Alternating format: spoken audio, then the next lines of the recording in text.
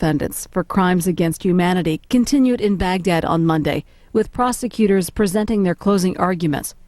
In this 45-minute portion, you'll hear from the chief prosecutor.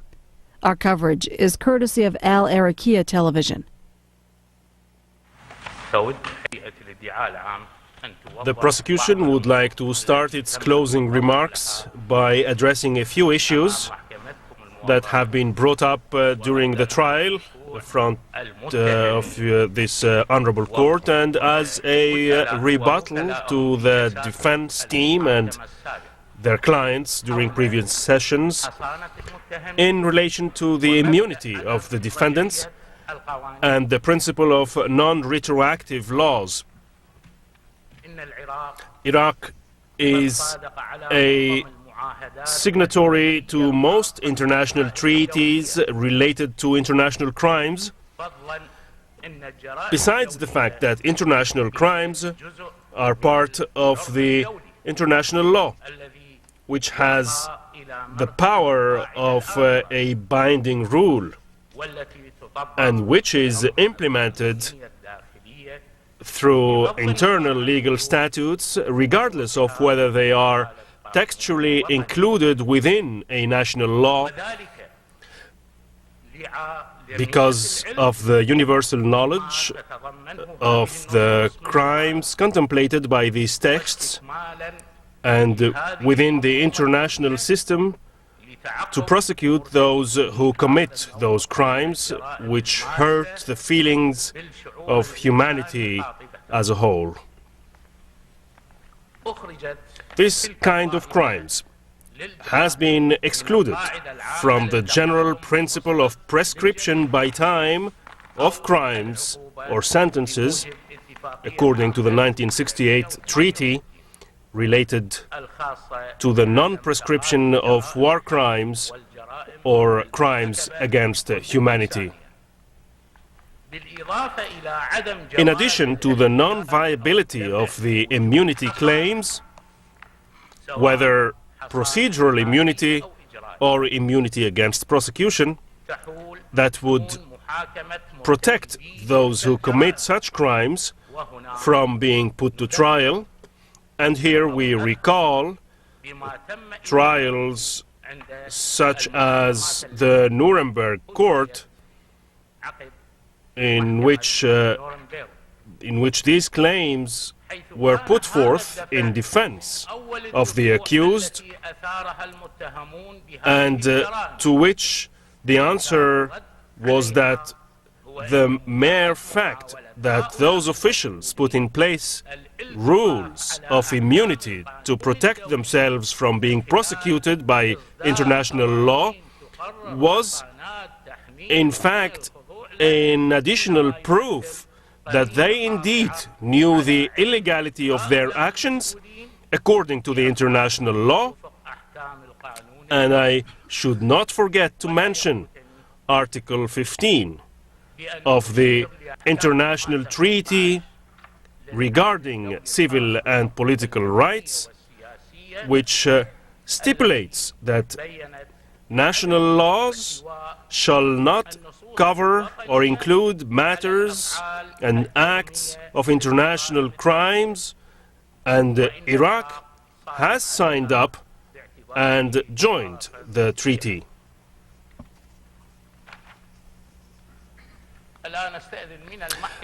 And now I ask permission from the Honorable Court to read the final statement. In the name of God, God Almighty, with the powers Thy invested me with, I shall never stand by the criminals. Word of God Almighty. Honorable members and President of the Court, peace be upon you.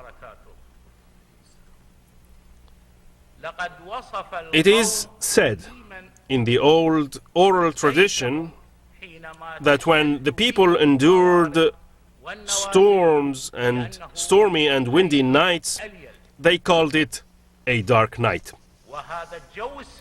And this darkness has been experienced by the people of Dujil, who had an encounter with those gale forces storms which turned their days into nights, and they would be entitled to ascribe their days as dark days from the horror of what hit them in terms of aggression and bloodshed. The aggression, which was already ongoing, reached an unprecedented level when the defendant Saddam Hussein visited their town on July 8, 1982. And what came after that visit in terms of persecution, exodus and executions, destruction, bulldozing, and a slew of other barbaric and savage actions.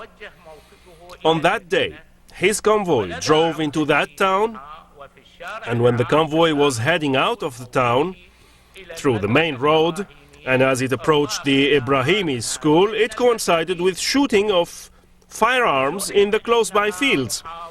It has been claimed that they were an assassination attempt.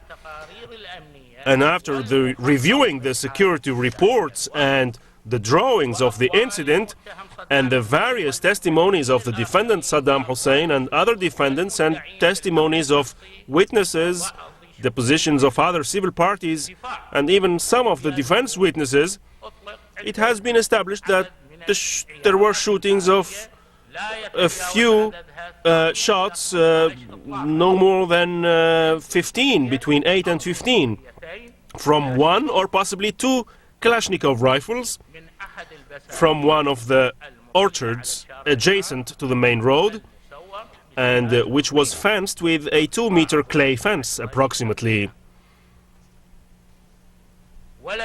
And it has not been established that any other weapon, heavy or otherwise, was used, given that an assassination attempt against no less than the head of state would have had resources, and there would have been solid basis to support such an act. Otherwise, it would be considered suicidal.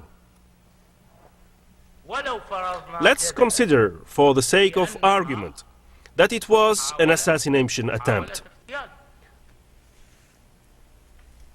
Was the reaction to it legal? Was the retaliation equivalent to the alleged attempt?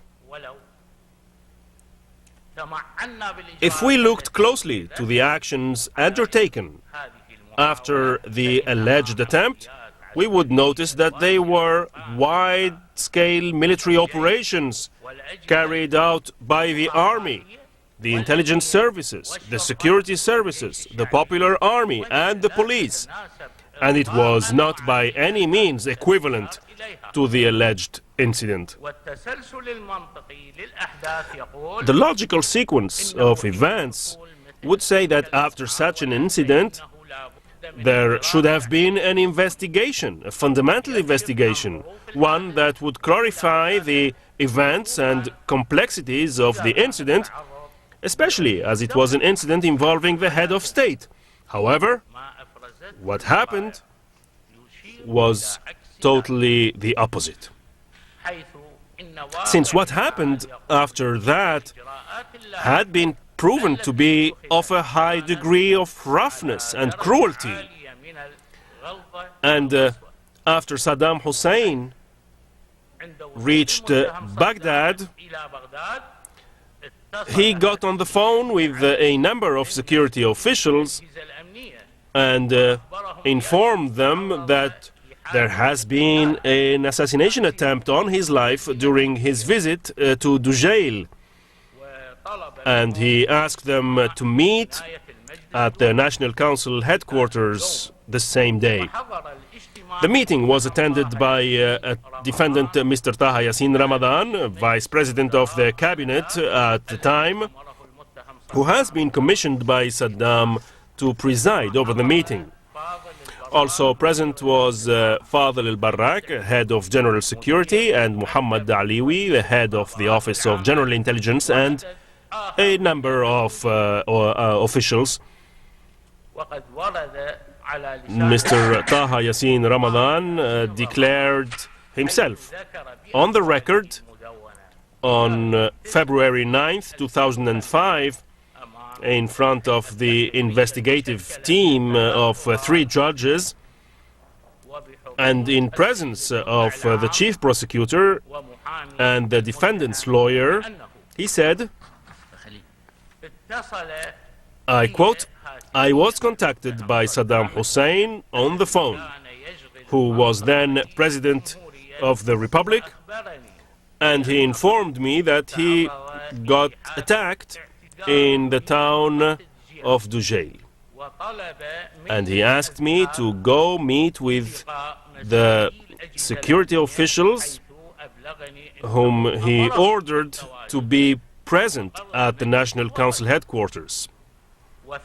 And indeed, I went there and I found Mr. Fadl al-Barak, who was head of security and who was himself executed later on for other reasons.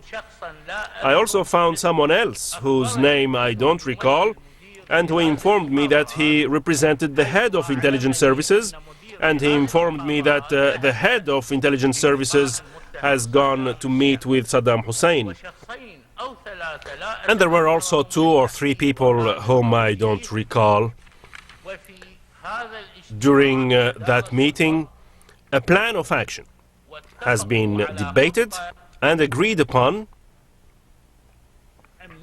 a comprehensive security plan concerning the situation of Dujil. At the same time, the defendant Barazan met with defendant Saddam at Radwaniyah, and the latter commissioned him to conduct the operations in Dujil. When Barazan got to Dujil, he used the local party headquarters as a base for the military operations. Immediately, the Popular Army, the Presidential Guard, the security and intelligence organs also proceeded to besieging the whole region of Dujil. Helicopters started bombing the orchards at random, resulting in a number of casualties of the civilians who were tending to their fields. The number of people who later were detained reached into the hundreds. All that happened by order of the defendant Barazan al-Takriti, who stayed in the region for 3 consecutive days before leaving for Baghdad, while the army and the security and intelligence services continued arresting other families and transferring them to the intelligence headquarters in Baghdad. And a number of defendants have acknowledged this humanitarian tragedy that took place in Dujil. Among them, defendant Abdullah Qadem Ruwaid, defendant Mizhar Abdullah Kazim, defendant Ali Dayesh, and Muhammad al-Azzawi, when their depositions were being taken in presence of the investigative judge. In addition to the depositions of the civil parties and the depositions of witnesses, and in addition to all the documents that have been deemed genuine by forensic experts and which have been presented to this court. When those cohorts of detainees reached the intelligence service headquarters, they were interrogated, they were cruelly tortured, resulting in the death of 46 detainees among them, who have been named in the indictment, in addition to a number of deaths also under cruel torture. The number of deaths has been established in the document issued by the intelligence services, document number M7C1/560, dated February 3rd, 1987. In the same document, there was mention of a committee formed by heads of 5 intelligence subsections under the chairmanship of Saad Radi and the membership of Salah Khalaf, the head of security of Mawqif, Samar Muhammad, the head of administrative section, and Jassim Hammadi, investigation official in the intelligence service, and Muhammad Abdel Hussein, also a security official. This document states in paragraph 3, and I quote, "A decision has been made to defer 148 people to the Revolutionary Court, and they have been sentenced to death, and the sentence has been approved, and among those sentenced to death, 46 have already been killed or died under interrogation." End quote. This was the text, and the text appears as I read it in the cited document. After that, and following up on the story of the detainees, they have been transferred to the prison of Abu Ghraib in the section of the intelligence services, where they stayed for more than 6 months, during which they were tortured, both physically and psychologically. After which the intelligence personnel transferred the women and the children and the elderly, who totaled 399 people, to the Layal camp in the desert of Muthanna, next to the border with Saudi Arabia, without any legal grounds for such an action. And they remained there until April 1986, as mentioned in the intelligence document number 1106, dated May the 8th, 1983, and document 1147, dated on May 14th, 1983, both directed to the head of the Al-Muthanna sector, requesting the implementation of the detention order of the 399 people, all women, children, and elderly, while those who survived have been referred to the Revolutionary Court according to the referral order number 6216, dated on May 27th, 1984, and signed by the defendant Saddam Hussein. After that, the Revolutionary Court, presided by defendant Awad Kamal al-Bandar, issued its order number 944, dated June 14th, 1984, sentencing all those referred to it to the death penalty by hanging, and their number was 148 people.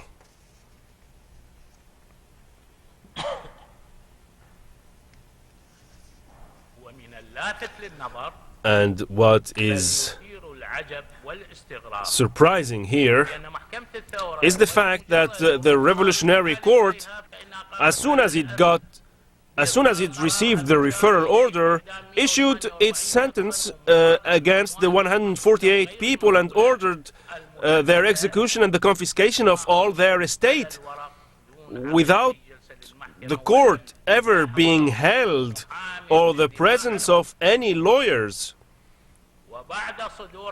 And 2 days after the sentence was issued, the defendant Saddam Hussein issued a Republican decree number 778, dated June 16th, 1984, endorsing the death penalty against all of the 148 victims, and the sentence was carried out against the victims on March 23rd, 1985, according to the memorandum from the Prison Directorate number 1280, dated on March 23rd, 1985. According to the documents presented to this honorable court and the depositions of the civil parties, it has been established that the victims that have been sentenced to death never attended the courthouse, and that some of them have been killed during the interrogation, and their names have been referred to the court and were sentenced to death. This tragic episode did not end at that point. The services, and by order of defendant Taha Yassin Ramadan, proceeded to demolish the homes of the victims, loot their contents, bulldoze their fields and orchards, and force the inhabitants of the region to live in deep poverty by denying them the main source of their life. These events have been proven by the individual plaintiffs and by some of the witnesses that appeared in this court, and stated that defendant Taha Yassin Ramadan was standing on a hill in the region called the Maskeen Hill.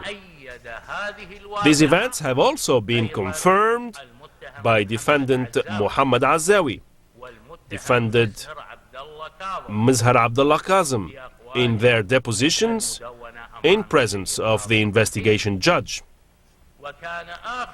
The latest of these proofs was the phone call that the court has listened to between Saddam Hussein and defendant Taha Yassin Ramadan, which was about bulldozing the orchards in Dugjail. As to defendant Saddam Hussein, who was at the time President of the Republic and Commander-in-Chief of the Armed Forces. Proofs of his implication. Number one,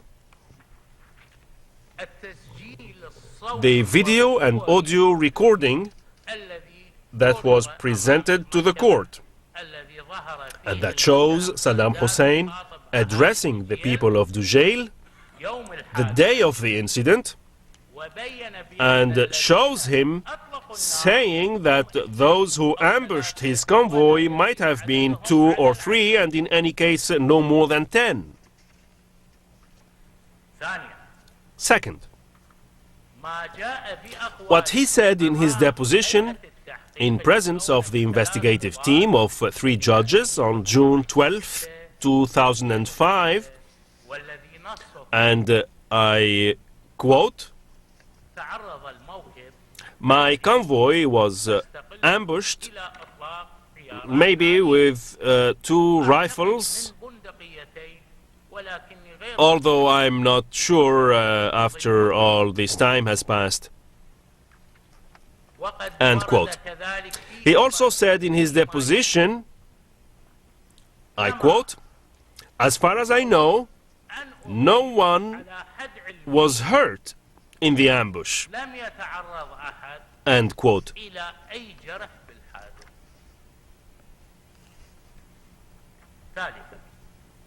Third,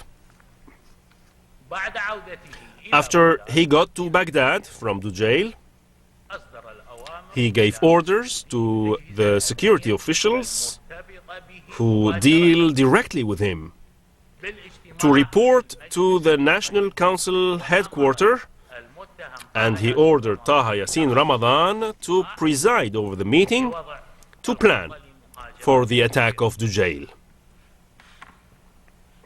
Fourth, he ordered defendant Barzan Ibrahim to conduct the operations in Dugjail.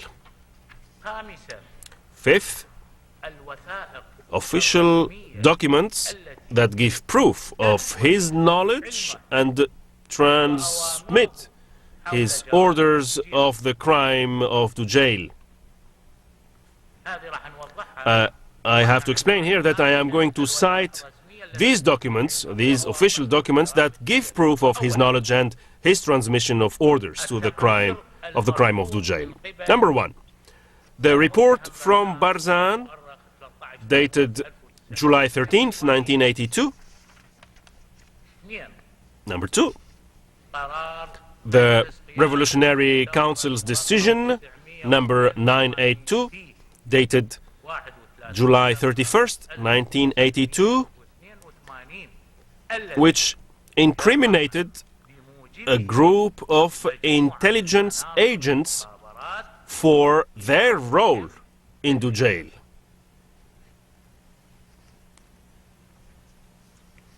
Number three, the Revolutionary Council's decision number 100 on January 23rd, 1985, about transfer of ownership of properties in Dujjail.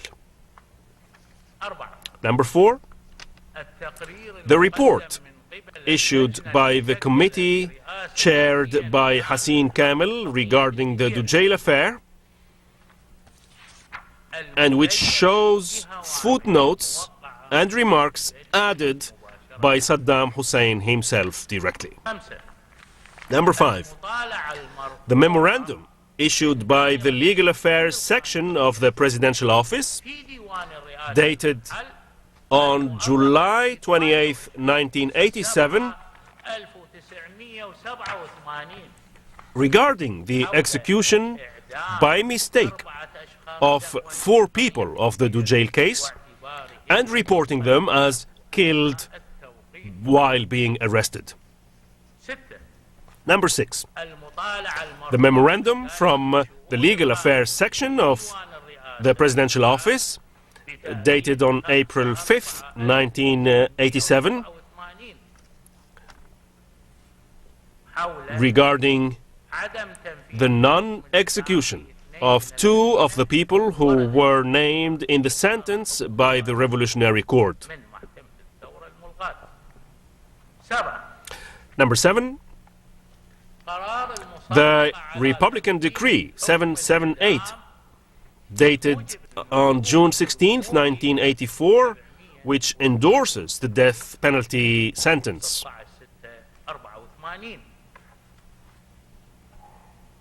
Number 8, the video and audio recording shown to this court, in which the defendant says that he doesn't care about those who die during interrogation, no matter how many they are. Number 9, his confession in front of this court that he was responsible of the investigation, when he said that if he gave his orders for no one to prosecute anyone, then no one would have been prosecuted.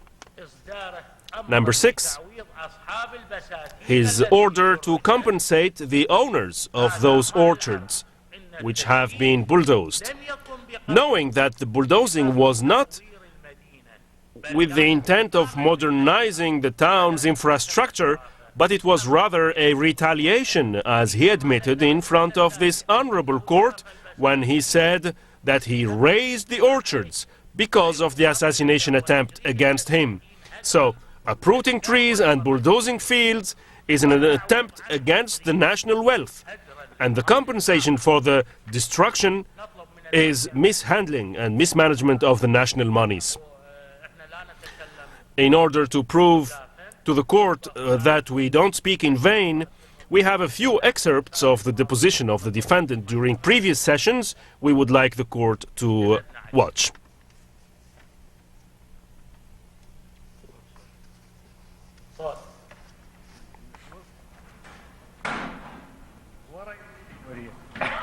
is the President of the Republic. He makes a phone call and says no one is to be persecuted, and then no one would ever be persecuted.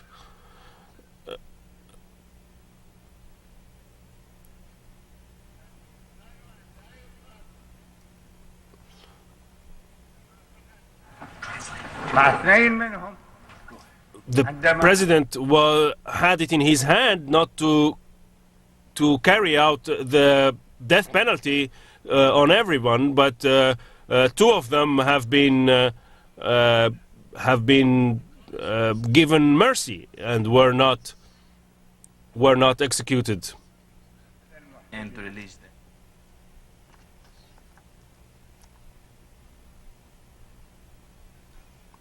The orchards that you're worrying so much about, the Iraqi judicial system should not really worry about that. If the state, any state, decides to use any land for national interest, the state can do it.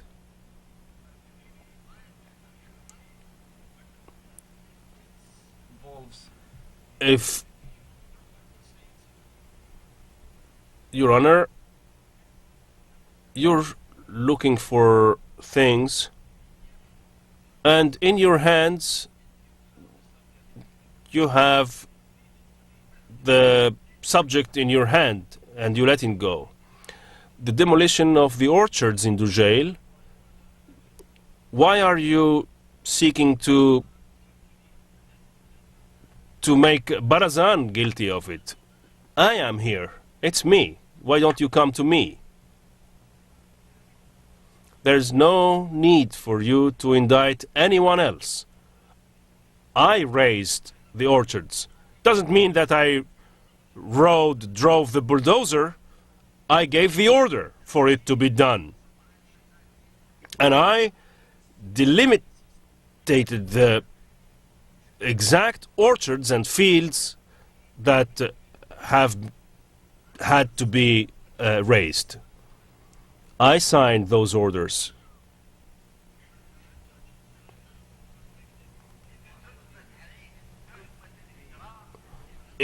If you want to indict them with the crime, then indict me.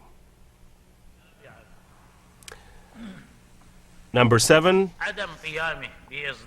he failed to issue any orders regarding all the violations committed against women, children, and seniors detained after the Dugel incident, even though he was aware of such violations. Number 8, the audio recording of the phone conversation with defendant Taha Yassin Ramadan about the Dugel affair, and which has been presented to the court. Number 9, the audio recording of Saddam Hussein addressing the people of Jubur, and in which he explains what happened to the people of Shumeta, knowing that Shumeta is the old name of the town of Dugel. Number 10, his leadership liability.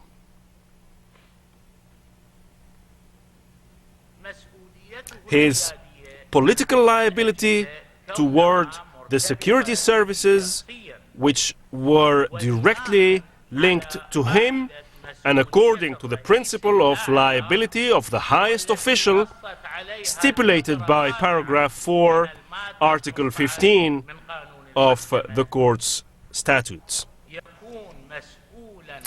is considered responsible for crimes committed by those individuals who respond to him.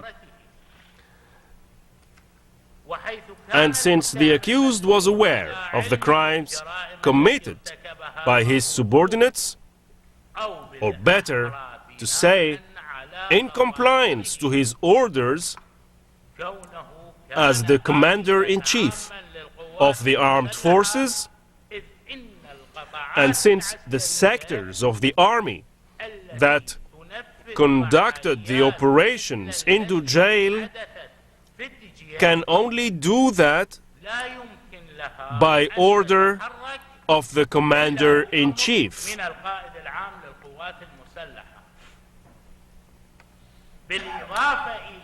In addition to that, there are a lot of documents and correspondence that has been presented to your honorable court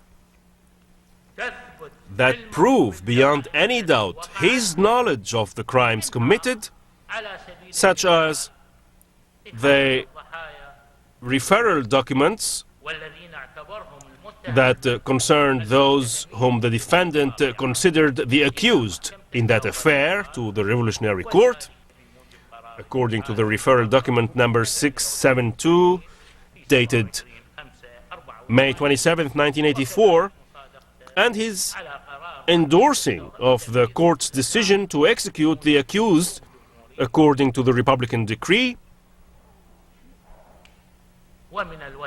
and among other documents that prove the liability of the defendant is the document issued by the intelligence service and addressed to the presidency. Document number 1169, dated September 12, 1984, which states that various officials and party instances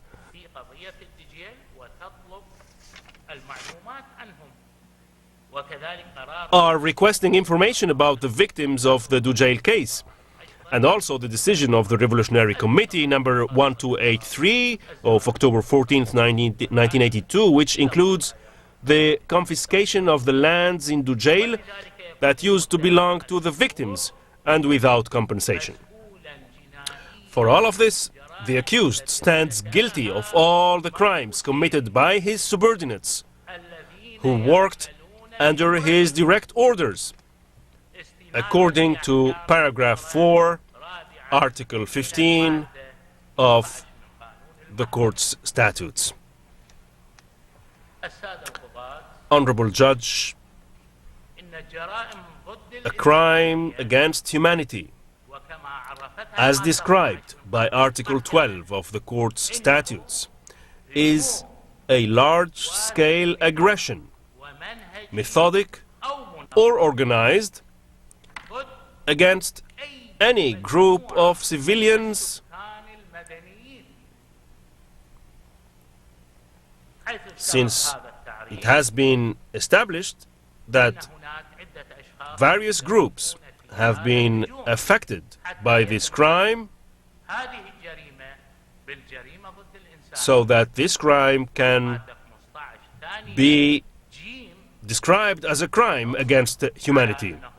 As to Article 15, paragraph 2c stipulates that a person is considered liable according to this law in case of assistance or incitement, any other ways of helping the commission of a crime or the beginning of the commission of a crime, including by providing the means for the crime. Therefore, all the defendants are considered guilty at the first degree, except for defendant Muhammad Azzawi, whom we request, for lack of evidence, that all charges against him be dropped and he be freed according to Article 182C fundamental. As for defendants Abdullah Kazim Ruwaid and Mizhar Abdullah Kazim and Ali Daikh, we request their indictment according to Article 12(1), A, E, and F, and according to Article 15, paragraph C, and we ask for their sentence to be defined by Articles 406/1A and 421 and 413 of the criminal law, and we, the prosecution, ask the court to reduce the sentence against them since they committed those actions obeying direct orders from superiors according to Article 15, Paragraph 5 of the court's statutes.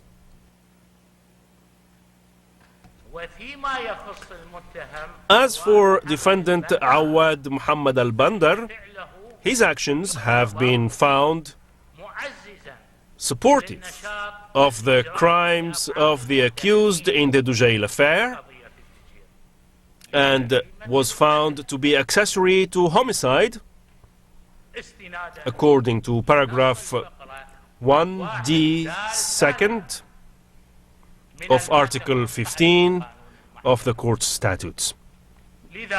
Therefore, we seek him to be declared guilty according to Article 12(1)(a) of the Iraqi High Criminal Court, and his sentence to be determined according to Article 406/1A and according to Article 24 of the Iraqi High Criminal Court.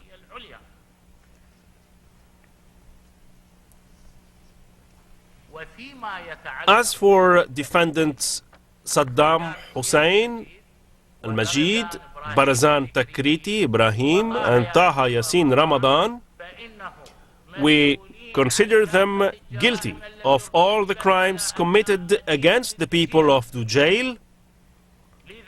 Therefore, we request their indictment according to Articles 12(1)(a), E, F, and K, and according to Article 15 of the Iraqi High Criminal Court,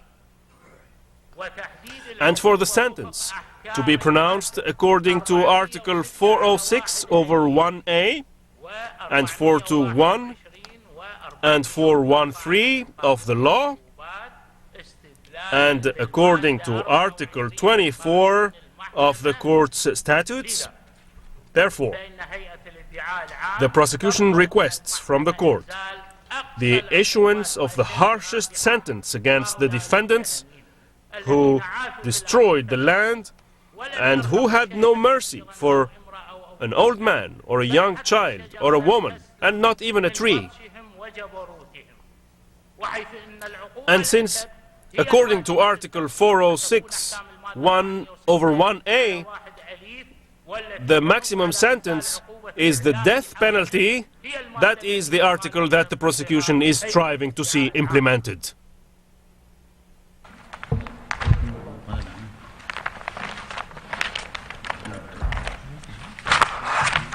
As for the defense counselors, July 10th, you present your conclusions. We will give you the opportunity then, but not now. We're not having any debates right now.